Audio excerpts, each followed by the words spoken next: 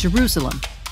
Over 3,000 years ago, when King David made Jerusalem the capital of the Jewish people of Israel, there was no Palestinian people. When King Solomon built the first Jewish temple in Jerusalem, there was no Palestinian people.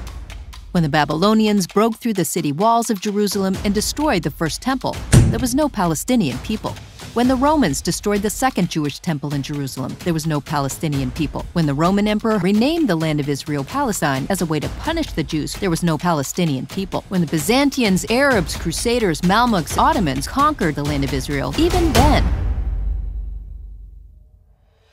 After World War I, when the Allied powers divided the territories formerly controlled by the Ottoman Empire and recognized the right of the Jews to their homeland and gave the Arabs the rest of the land in the Middle East, there was no Palestinian people.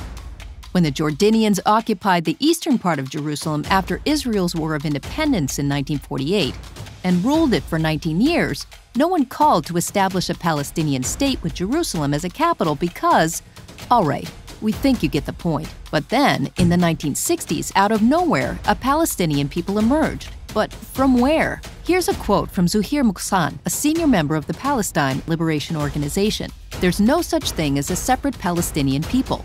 There's no difference between Jordanians, Palestinians, Syrians. The Palestinian identity exists only for tactical reasons. The creation of a Palestinian state is a new instrument in our ongoing war against the State of Israel and for the purpose of our Arab unity."